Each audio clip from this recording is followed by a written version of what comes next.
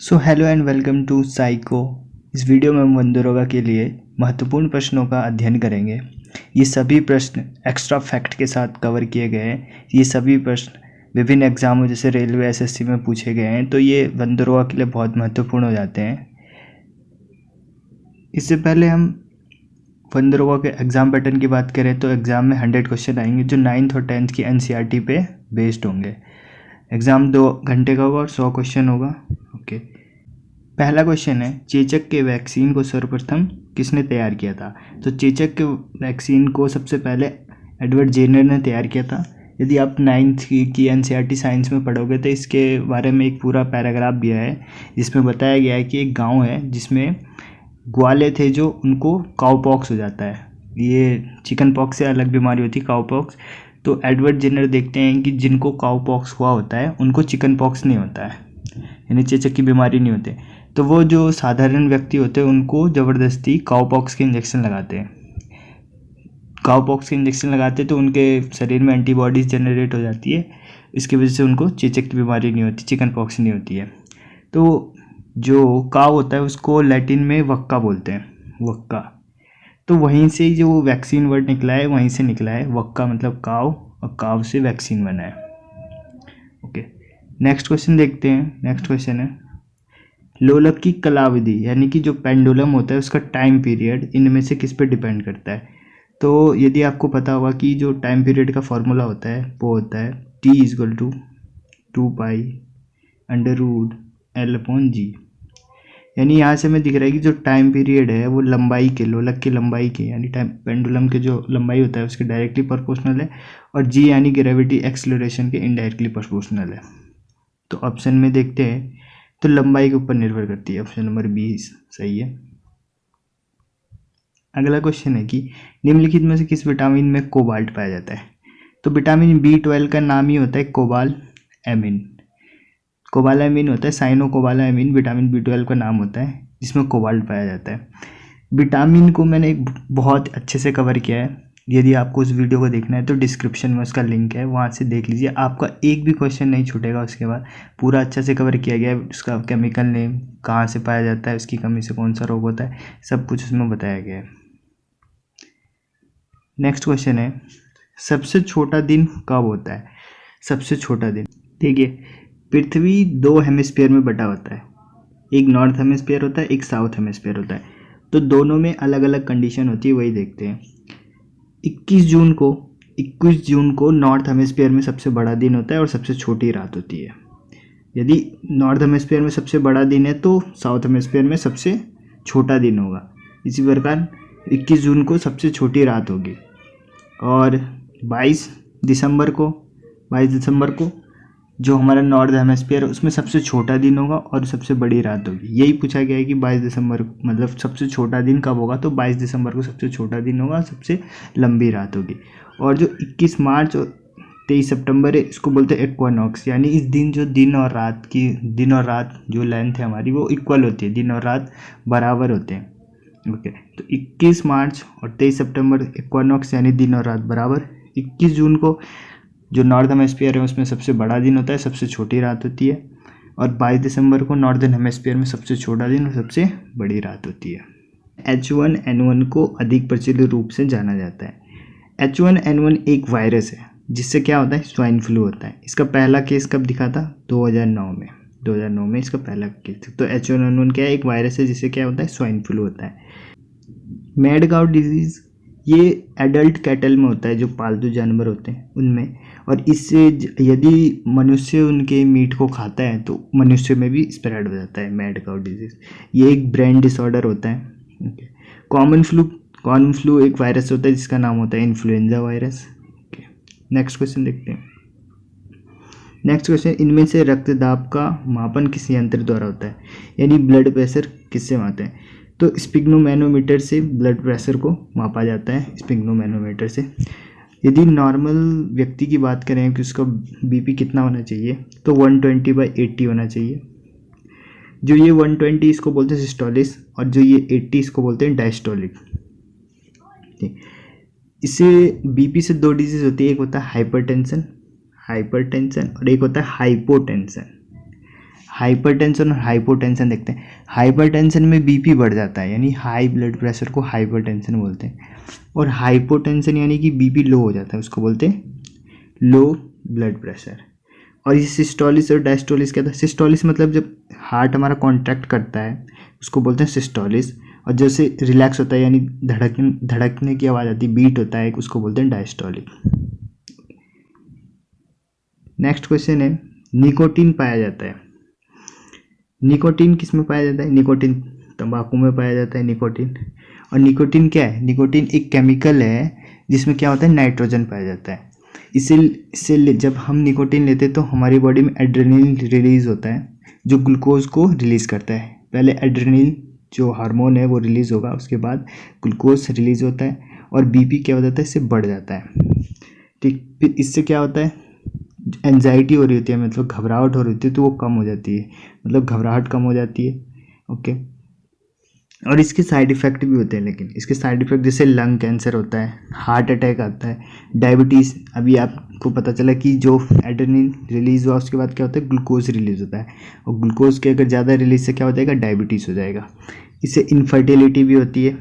Okay, अब इसमें option है कॉफ़ी। कॉफ़ी के बीच में कौन सा क्या पाया जाता है? तो कॉफ़ी में कैफीन पाया जाता है। नेक्स्ट क्वेश्चन है, कीट भक्षी पौधा, मतलब जो कीड़ों को खाते हैं पौधे, इनमें से कौन सा है? ओके, तो जो डोगरा है, डोगरा इसकी ये फोटो दिखा देता हूँ मैं आपको। जो डोगरा है, ये फोटो है, ये कीट भक्षी पौधा है। इसके ऊपर कीड़े यानी मक्खी या फिर इंसेक्ट आके बैठते हैं तो ये उसको खा जाता है। नेक्स्ट क्वेश्चन है, सोने को घोला जा सकता है। आपने एक्वारेजिया का नाम सुना होगा, जिसे हिंदी में अम्लराज कहते हैं, और इंग्लिश में एक्वारेजिया कहते हैं। तो एक्वारेजिया किस चीज़ का बना होता है?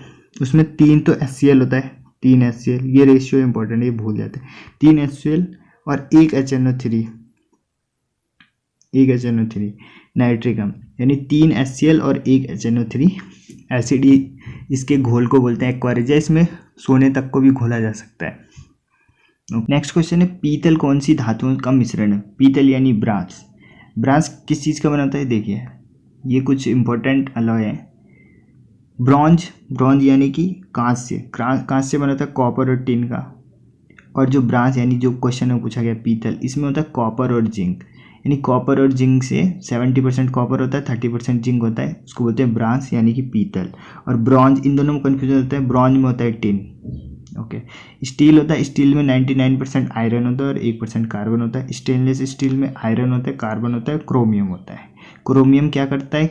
अगर हम किसी भी अलॉय में क्रोमियम मिलाते हैं तो वो उसको हार्डनेस प्रोवाइड करता है। क्रोमियम का काम यही है कि किसी भी अलॉय में हार्डनेस प्रोवाइड करना। ओके, तो इसका आंसर हो गया कॉपर और जिंक। नेक्स्ट क्वेश्चन है, प्रकाश में 7 रंग होते हैं, रंगों को अलग करने का क्या तरीका है? प्रकाश के 7 रंगों को अलग करने का तरीका है, न्यूटन ने जिस तरीके को अपनाया था, यानी कि प्रिज्म वाला तरीका। श्वेत प्रकाश का रंग है ये सनलाइट, इसको प्रिज्म से गुजारते हैं तो 7 रंगों में डिवाइड हो जाता है। ये 7 रंग एक क्रम में डिवाइड होते हैं। इसको याद करने का तरीका है विबग्योर, VIB, यानी violet, indigo, blue, green, yellow, orange, red. इसमें जो रेड कलर है, इसका जो विस्थापन होता है यानी विक्षेपण होता है वो बहुत कम होता है, और सबसे ज़्यादा जो विस्थापित होता है अपने मार्ग से होता है वॉयलेट, यानी वॉयलेट सबसे ज़्यादा विक्षेपित हुआ और रेड सबसे कम हुआ। इसी में अगर हम देखें, सबसे ज़्यादा तरंग दैर्घ्य किसकी हो गई? वेवलेंथ हो गई रेड की, सबसे कम हो गई वॉयलेट की। सबसे ज़्यादा आवृत्ति यानी फ्रीक्वेंसी किसकी हो गई? वॉयलेट की होगी, सबसे कम किसकी होगी? रेड की होगी। ओके, तो इसका आंसर क्या है? एक प्रिज्म से कर सकते हैं। नेक्स्ट क्वेश्चन देखते हैं। नेक्स्ट क्वेश्चन है, चूहे मारने का जहर किस रासायनिक पदार्थ से बनता है?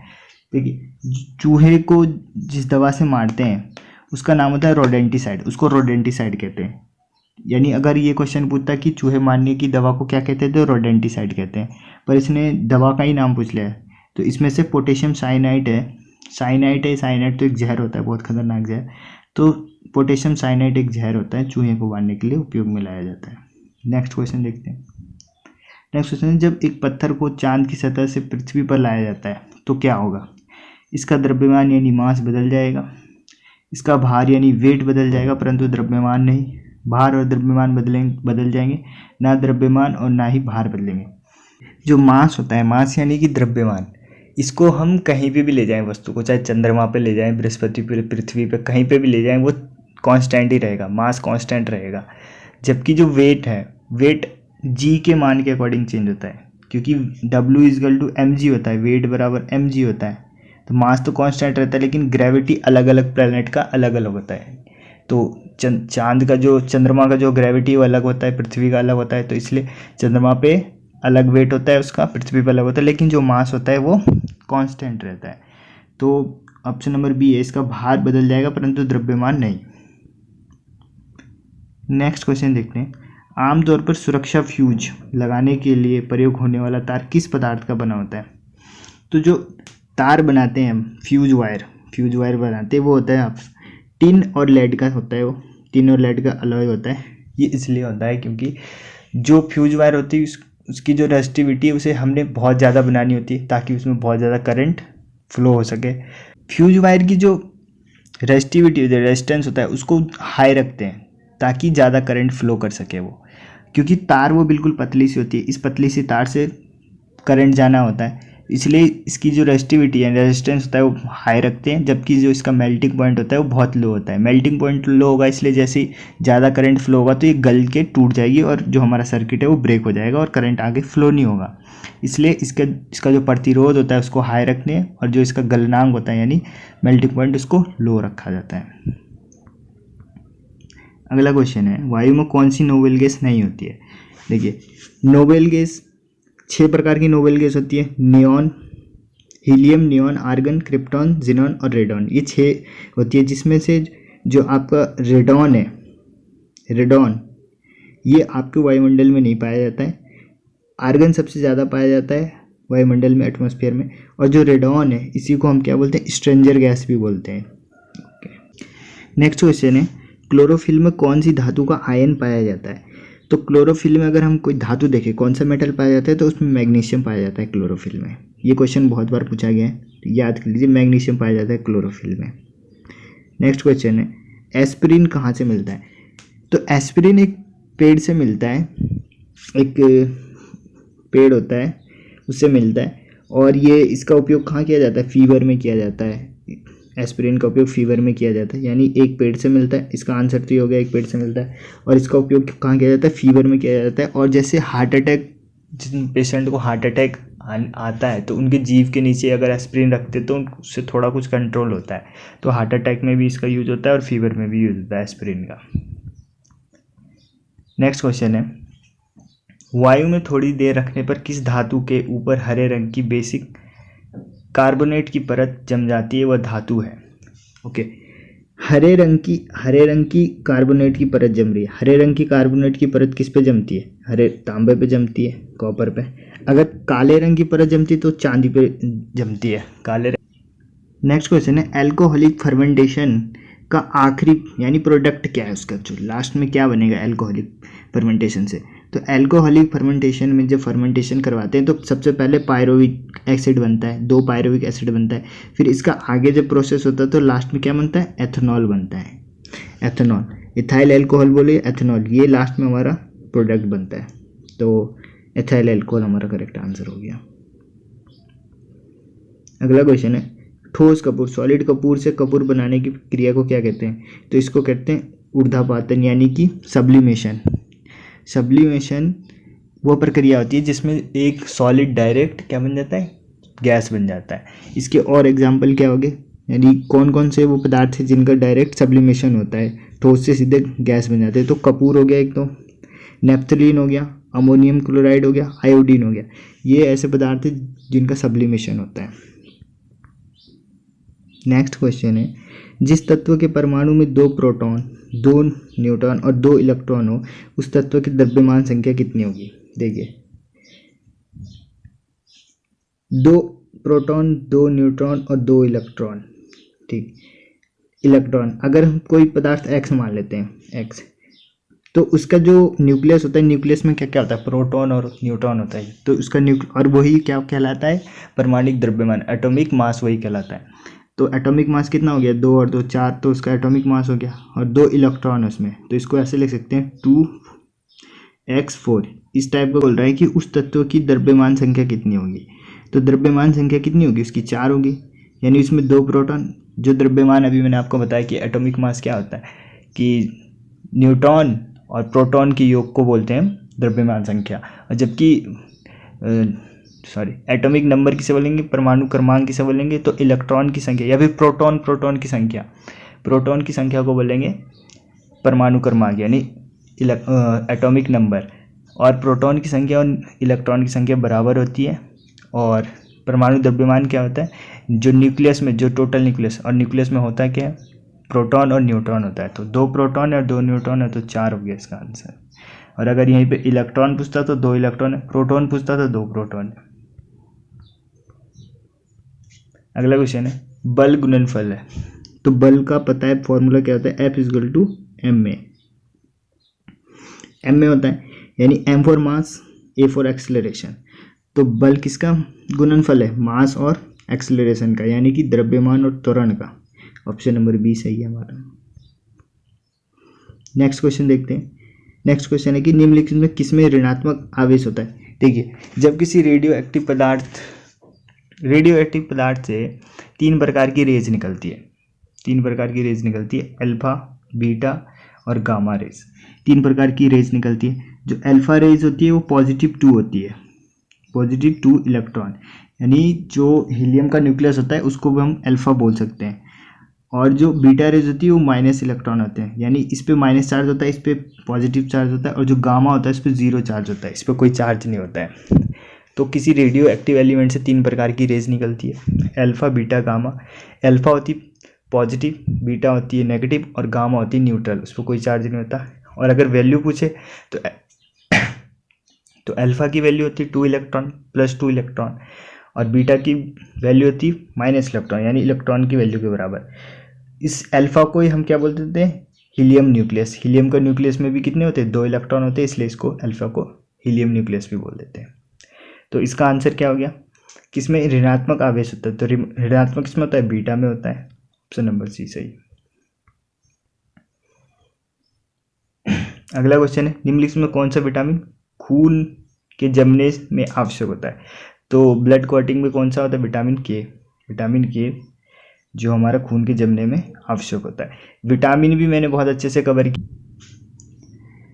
अगला क्वेश्चन है ड्राई आइस यानी शुष्क बर्फ क्या है। शुष्क बर्फ को ठोस CO2 कहते हैं, CO2। ये क्वेश्चन इतनी बार आ रखा है एग्जाम में, कोई गिनती नहीं है इसकी। तो शुष्क बर्फ यानी ड्राई आइस को ही CO2 कहते हैं, जो सॉलिड CO2 उसी को शुष्क बर्फ कहते हैं। और आपको अभी मैंने सब्लिमेशन का एग्जाम्पल दिया था, उसमें मैंने आपको Kapoor, naphthalene, ammonium chloride, iodine ये सब बताया था। उसमें एक और है ड्राई आइस।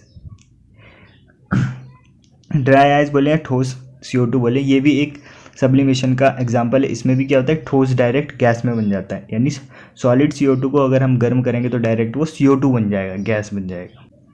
तो गाइज आज की इस वीडियो में इतना ही है। आप कमेंट के माध्यम से बताइए आपको ये वीडियो कैसी लगी। अगर आपको और ऐसी वीडियो चाहिए तो कमेंट में बताइए। अगर इस वीडियो में कुछ गलती है तो वो भी आप कमेंट कर सकते हैं। ओके, थैंक यू, मिलते हैं अगली वीडियो में।